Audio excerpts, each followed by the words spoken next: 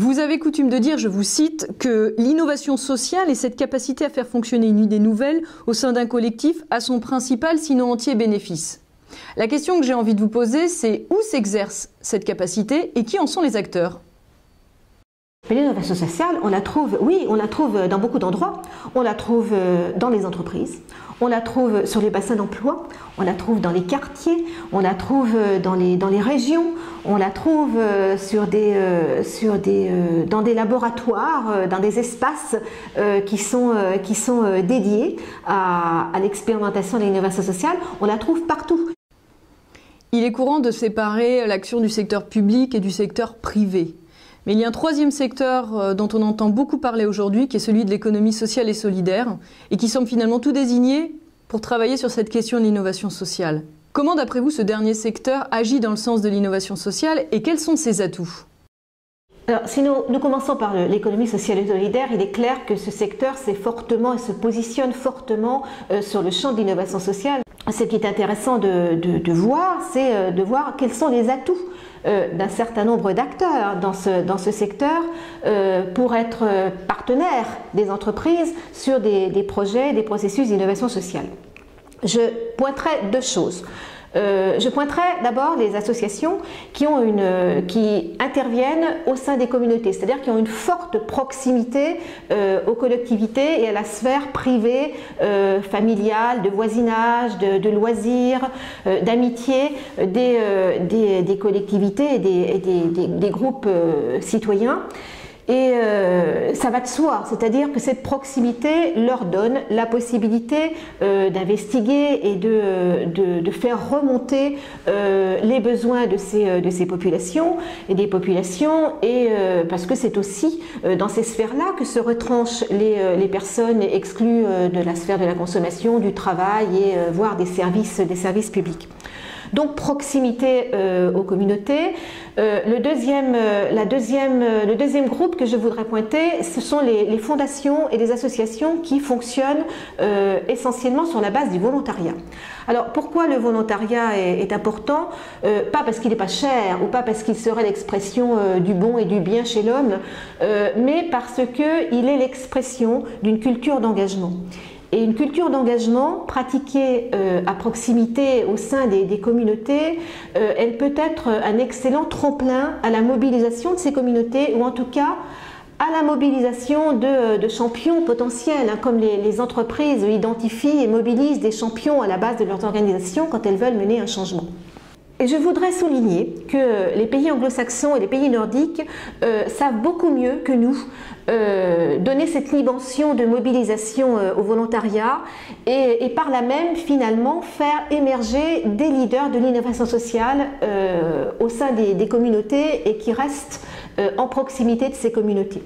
Je peux donner l'exemple de Public Allies, qui est une grande organisation volontaire aux États-Unis, fédérale, qui existe depuis plus d'une vingtaine d'années, et dont l'objectif est justement de faire émerger et de former des leaders de l'innovation sociale. Cette organisation travaille en grande proximité avec les associations qui travaillent dans les communautés et offre à des volontaires des parcours de formation par alternance sur plusieurs années, sur plus d'une année, où ces volontaires sont engagés dans des projets d'innovation sociale dans les communautés collectivement et suivent une formation chez Public Allies sur les valeurs, les méthodes de l'innovation sociale, le management, etc. Et cette organisation a la capacité de faire émerger des leaders qui restent dans les communautés, mais aussi des leaders qui rentrent dans l'élite des États-Unis, et pas des moindres, puisque Michelle Obama et Barack Obama sont passés par Public Allies. Vous avez parlé des associations, des fondations au sein du secteur de l'économie sociale et solidaire, mais qu'en est-il des entrepreneurs sociaux ? Et faut-il être forcément un entrepreneur social aujourd'hui pour faire ou prétendre faire de l'innovation sociale ? Certainement pas. Certainement pas. Je pense qu'il y a beaucoup d'entrepreneurs sociaux qui sont très engagés donc justement sur les pratiques et les problématiques sociales auxquelles nous sommes confrontés, qui ont des idées de nouvelles solutions. Il y en a un certain nombre aussi, je pense que ce sont les plus intéressants, qui sont capables d'anticiper de nouveaux usages et de nouveaux besoins.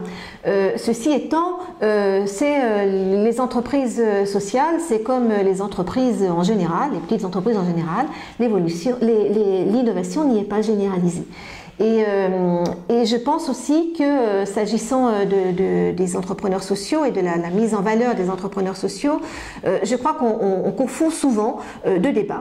Un premier débat qui consiste à discuter du business model ou du système économique qui serait le plus pertinent pour aborder les problématiques, les grandes problématiques sociales de notre planète et de nos sociétés.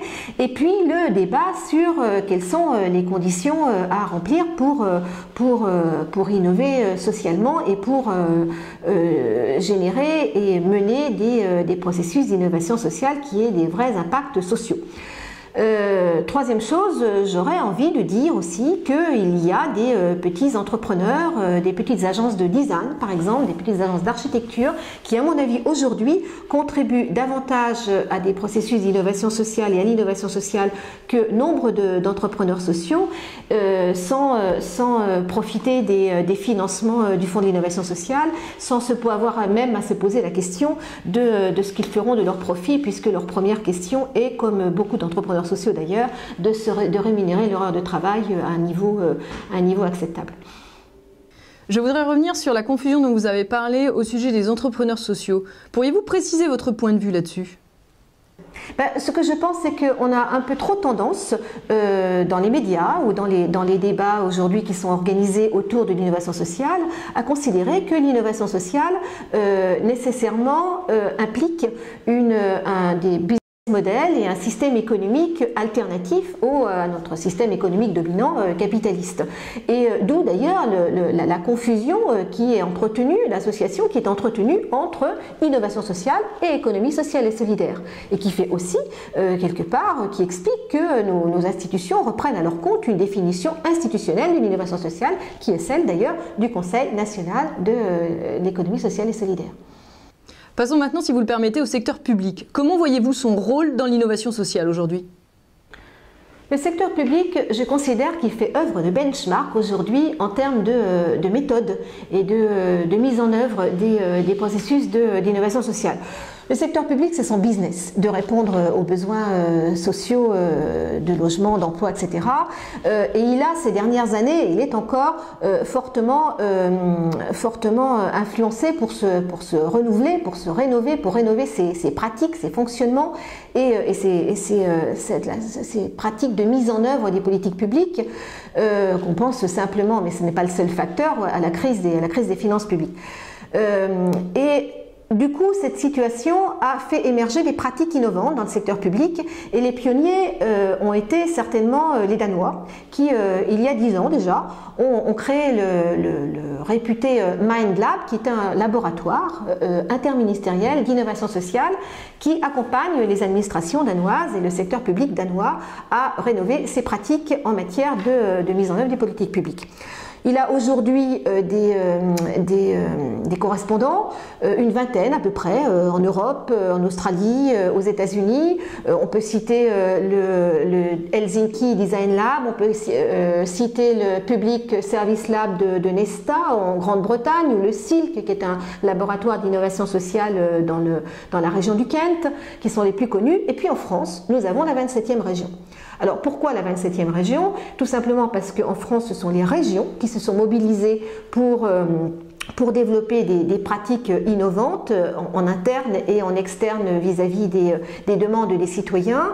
Et depuis maintenant 3-4 ans, la 27e région, qui a aujourd'hui un statut d'association,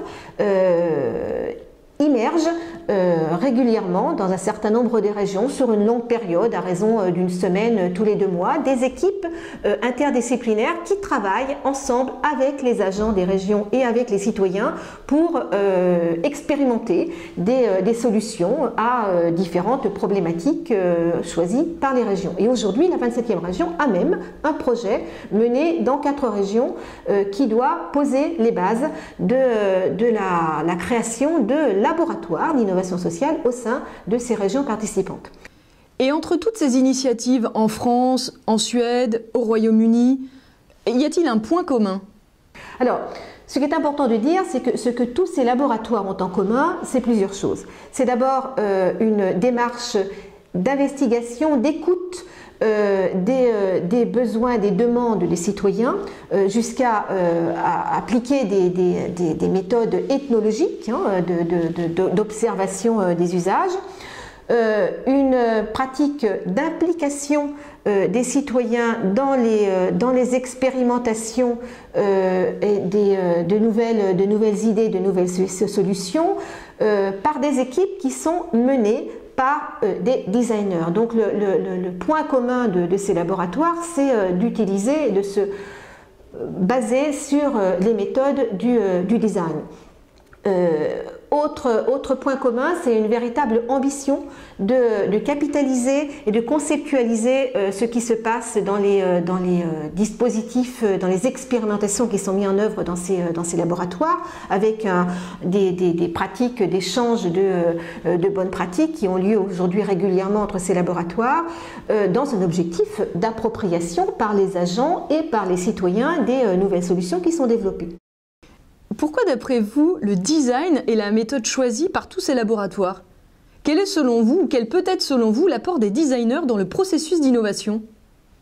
Les designers ont une capacité de donner une forme, de donner un volume, de maquetter des idées nouvelles et les idées d'un collectif dans le cadre d'une expérimentation, d'expérimentations qui sont menées de manière très rapide, où on met les agents, les acteurs très rapidement dans le faire, qui a une force considérable, non seulement en termes de créativité, mais aussi en termes de collaboration et de pratiques collaboratives et d'appropriation finalement de ces nouveaux dispositifs qui sont développés sur la base de ces méthodes-là.